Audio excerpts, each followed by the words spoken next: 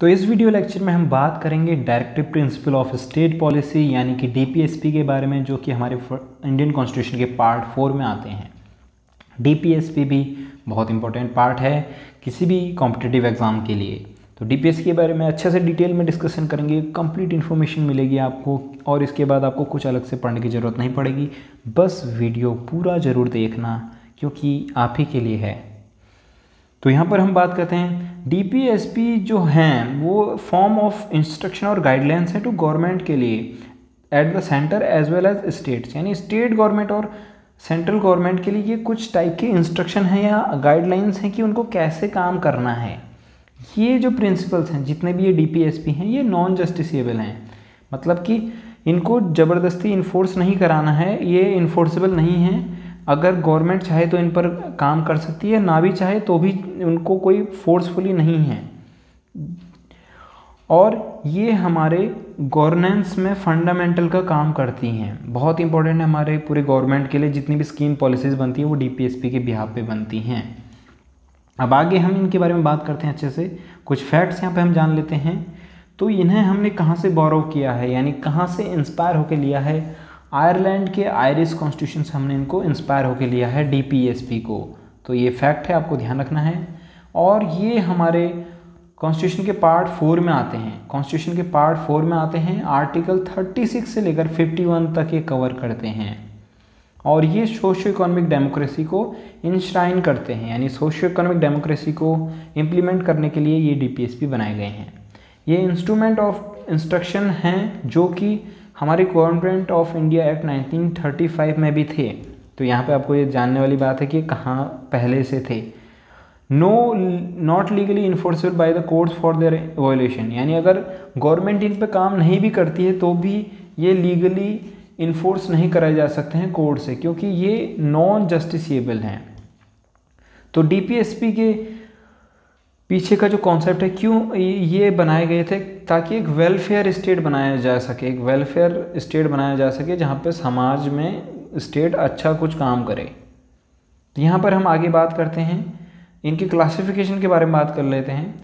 तो वैसे तो डीपीएसपी को क्लासीफाई नहीं किया गया है कॉन्स्टिट्यूशन में उनके फिलोसफीज़ के आधार पर, लेकिन फिर भी अगर हम चाहें तो लोगों ने उन्हें 3 कैटेगरी में बांटा हुआ है। एक है सोशलिस्टिक, सेकंड है गांधीयन एंड थर्ड है लिबरल इंटेलेक्चुअल। एक एक करके हम इनके बारे में बात करेंगे कि सोशलिस्टिक डीपीएसपी कौन कौन से हैं, गांधीयन कौन से हैं, लिबरल वाले कौन से हैं। तो सोशलिस्टिक के बारे में बात करते हैं और साथ में आर्टिकल्स भी यहाँ पर ध्यान रखिएगा आप। सोशलिस्टिक में आता है article 38, promoting welfare of society bye securing a social order permitted by justice, यानी कि समाज में जस्टिस के थ्रू सोशल ऑर्डर बनाए रखना, जस्टिस के थ्रू समाज को एक वेलफेयर सोसाइटी बनाना। ये यहाँ पे पहला डीपीएसपी है। और नेक्स्ट डीपीएसपी है article 39, to secure right of adequate means of livelihood, equitable distribution of material resources of the community for the common good, prevention of concentration of wealth in means and means of production, equal pay for equal work for men and women, preservation of health and strength of the workers and children against forcible abuse, opportunities for healthy development of the child। ये यहाँ पे 39 के अंदर ABCDEF करके 6 यहाँ पे DPSP हैं इसके अंदर सब क्लॉज में। पहला क्या है, एजुकेटेड, सबको एक अच्छा लिवलीहुड का मीन्स मिले, यानी साधन मिले, एक अच्छा नौकरी या अच्छा जीवन का सहारा मिले। और मटेरियल रिसोर्सेज का इक्विटेबल डिस्ट्रीब्यूशन हो, यानी जो मटेरियल्स हैं, जो देश का रिसोर्स हो, सब में बराबर डिस्ट्रीब्यूट हो।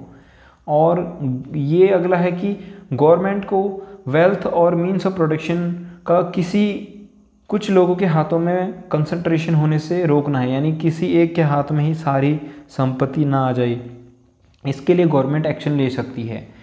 और पुरुष और महिलाओं दोनों को इक्वल काम के लिए इक्वल पे यहाँ पर मिले, ये भी इस डीपीएसपी में बात की गई है।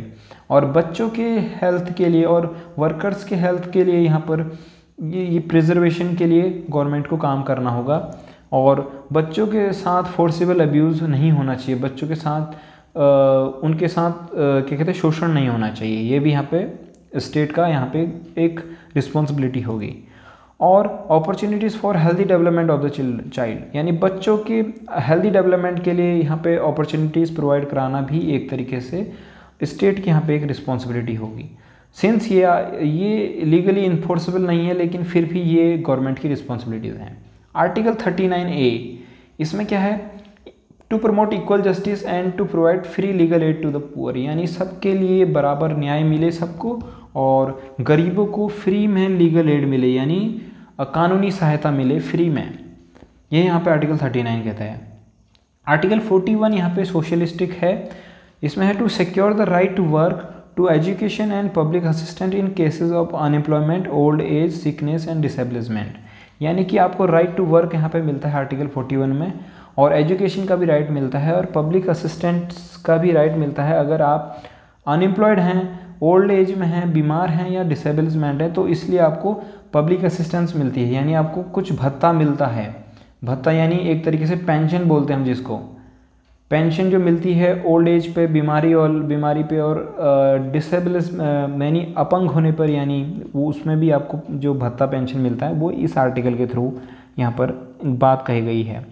आर्टिकल 42 में make provision for just and human condition for work and maternity relief, यानी कि जो काम करने की कंडीशन है, मतलब जहाँ पर वर्कर्स काम कर रहे हैं वहाँ पर ह्यूमन कंडीशन होना चाहिए, यानी कि अच्छा कंडीशन होना चाहिए जहाँ पर इंसान रह सकता है। ऐसा नहीं कि बहुत ज़्यादा गर्मी में उनको रखा जाए या बहुत ज़्यादा उनको सफोकेशन में रखा जाए, ऐसा अंधेरी जगह में रखा जाए जहाँ पर वो सांस न ले सकें, मतलब उनकी कंडीशन ह्यूमन होनी चाहिए काम करने की। और महिलाओं को मैटरनिटी रिलीफ मिलना चाहिए, यानी कि महिलाएं अगर गर्भवती हैं तो उनको छुट्टी मिले और साथ में उनकी सैलरी भी उनको बराबर मिलती रहे, इसे बोलते हैं मैटरनिटी रिलीफ। ये आर्टिकल 42 में मिलता है।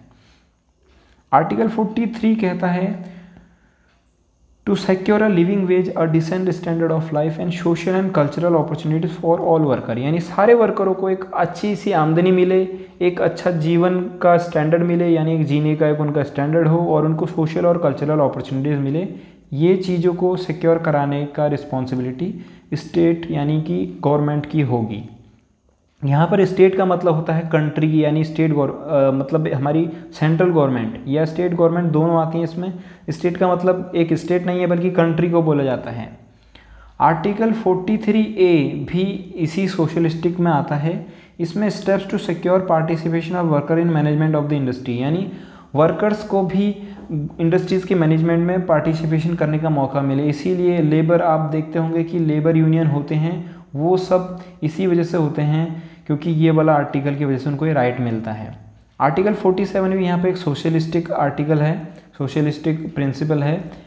Raise the level of nutrition and the standard of living of people to improve public health, यानी पब्लिक हेल्थ को इम्प्रूव करने के लिए और लोगों के स्टैंडर्ड ऑफ लिविंग को बढ़ाने के लिए न्यूट्रिशन यानी पोषण उनको अच्छा मिले, ये चीज़ को इंश्योर करना पड़ेगा गवर्नमेंट को, यानी उन्हें अच्छा सा न्यूट्रिशन मिले और उनका अच्छा सा स्टैंडर्ड ऑफ लिविंग हो और पब्लिक की हेल्थ में इम्प्रूवमेंट हो। इसीलिए सरकारी अस्पताल और सरकारी सुविधाएं यहाँ पे गवर्नमेंट लेके आती है। अब सोशलिस्टिक प्रिंसिपल्स के बाद हम बात करते हैं गांधीयन प्रिंसिपल, जो गांधी जी के आइडिया से इंस्पायर होके यहाँ पर लिए गए हैं। आर्टिकल 40 जो गांधी जी का सबसे फेवरेट था, to organise village panchayat and endow them with necessary power, यानी विलेज पंचायत को यहाँ पे ऑर्गेनाइज करना, यानी विलेज पंचायत को इस्टेब्लिश करना और उनको पावर्स देना ताकि वो अच्छे से काम कर सकें। ये यहाँ पर गांधीयन प्रिंसिपल है आर्टिकल 40 में। आर्टिकल 43 में मिलता है to promote cottage industries on individual and cooperative basis, यानी कि जो कॉटेज इंडस्ट्री यानी लघु उद्योग हम जिन्हें बोलते हैं, MSME, उनको गवर्नमेंट इसलिए इतना प्रमोट करती है क्योंकि इस आर्टिकल 43 में ये DPSP दी गई है। ये प्रिंसिपल है कि गवर्नमेंट को कॉटेज इंडस्ट्रीज़ को प्रमोट करना पड़ेगा। आर्टिकल 43 भी to promote functioning of cooperative society, यानी कोऑपरेटिव सोसाइटीज़ को यहाँ पे बढ़ावा देने की बात की गई है, जैसे कि अमूल हो गया और भी कई सारे यहाँ पे कोऑपरेटिव सोसाइटीज़ हैं जिनको गवर्नमेंट यहाँ पे प्रमोट करती है, क्योंकि इस आर्टिकल में कहा गया है कि कोऑपरेटिव सोसाइटीज़ को प्रमोट करना गवर्नमेंट की रिस्पॉन्सिबिलिटी है। Article 46 to promote education and economic interest of SC, ST and other weaker section, यानी कि जो SC हैं, शेड्यूल्ड कास्ट के हैं, शेड्यूल्ड ट्राइब के हैं और जो वीकर सेक्शन के लोग हैं उनमें उन्हें एजुकेशनल और इकोनॉमिक इंटरेस्ट उन्हें दिया जाए। जैसे कि आपको पता होगा कि स्कॉलरशिप मिलती है SC, ST और OBC स्टूडेंट्स को, ताकि वो पढ़ाई कर सकें। ये यहीं से इंस्पायर्ड है, उनको इसीलिए प्रमोट, उनके एजुकेशन को प्रमोट करने के लिए गवर्नमेंट ये सब करती है। Article 47 to prohibit the consumption of intoxicating drinks and drugs, यानी कि जहरीले पदार्थ और ड्रग्स और ये सब चीज़ों को खाने पीने से गवर्नमेंट यहाँ पे प्रोहिबिट करे लोगों को, इसलिए ड्रग्स इलीगल है, इसीलिए जहरीली चीज़ें या नशीली चीज़ें अलाउड नहीं हैं। आर्टिकल 48 कहता है to prohibit the slaughter of cows and other milch and draught cattle and to improve their breeds, यानी कि गाय भैंसों वगैरह को इनको मारना काटना, जो इनको काटा जाता है जस्ट फॉर देयर मीट, ये चीज़ को प्रोहिबिट यहाँ पर करना है गवर्नमेंट को, और उनकी ब्रीड्स को इम्प्रूव करने के लिए गवर्नमेंट को काम करना है ताकि वो उनकी प्रजाति को और अच्छा बना सके। ये यहाँ पे गवर्नमेंट की रिस्पॉन्सिबिलिटी है कि वो स्लॉटर्स को रोके। अब यहाँ पे कुछ गांधीयन के बाद लिबरल इंटेलेक्चुअल प्रिंसिपल्स, यानी जो लिबरल प्रिंसिपल्स पर बेस्ड हैं। लिबरल का मतलब क्या होता है कि फ्रीडम वगैरह होना चाहिए या बहुत सारी चीज़ें। मॉडर्न जो आजकल की चीज़ें हैं, मॉडर्न जो इरा चल रहा है उसके प्रिंसिपल्स, जैसे कि article 44 to secure a uniform civil code for all, यानी सबके लिए एक समान सिविल कोड हो, सबके लिए सेम लॉज हों, सेम प्रोसीडिंग्स हो, ये होता है यूनिफॉर्म सिविल कोड। जैसे कि हमारे कंट्री में हिंदुज़म के अलग रूल्स हैं, इस्लामिक के लिए अलग वहाँ पे लॉज हैं, और ये इसलिए यहाँ पे इसकी बात की गई है कि सबको एक यूनिफॉर्म सिविल कोड मिले। आर्टिकल 45 कहता है to provide early childhood care until 6 year of age, 6 year की एज तक बच्चों का केयर गवर्नमेंट को प्रोवाइड करना पड़ेगा, इसीलिए गवर्नमेंट ने आंगनवाड़ी वगैरह स्कीम्स चलाई हैं। आंगनवाड़ी इसीलिए होती है ताकि वो बच्चों को देख रेख कर सकें 6 साल की एज तक, ये आर्टिकल 45 कहता है। Article 48 to organise agriculture and animal husbandry on modern scientific lines, यानी कि एग्रीकल्चर और एनिमल हस्बेंड्री को साइंटिफिक तरीके से गवर्नमेंट आगे प्रमोट करे, ऑर्गेनाइज करे, इसीलिए गवर्नमेंट इतना एग्रीकल्चर रिसर्च पर ध्यान देती है और एग्रीकल्चर को और एनिमल हस्बेंड्री को इतना प्रमोट करती है। यहाँ पे आर्टिकल 48A के बारे में हम बात करते हैं।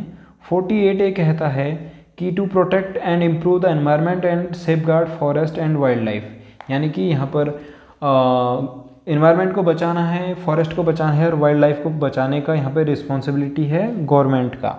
आर्टिकल 49 कहता है to protect monuments, places and objects of artistic and historic interest, यानी कि ये गवर्नमेंट की रिस्पॉन्सिबिलिटी है कि वो मॉन्यूमेंट्स को, यानी जो हमारे हिस्टोरिकल चीज़ें हैं जैसे अशोक स्तंभ और ताजमहल, ये प्लेसेस हो गए, और जो भी ऐसे हिस्टोरिक इंटरेस्ट है उनको बचाए गवर्नमेंट। आर्टिकल 50 यहाँ पर कहता है कि जुडिशरी को सेपरेट किया जाए एग्जीक्यूटिव से, तो यहाँ पे जुडिशरी को कंप्लीटली सेपरेट करना है एग्जीक्यूटिव से, ये यहाँ पे बोलता है आर्टिकल 50, ये आप ध्यान रखिएगा, बहुत बार पूछा जाता है।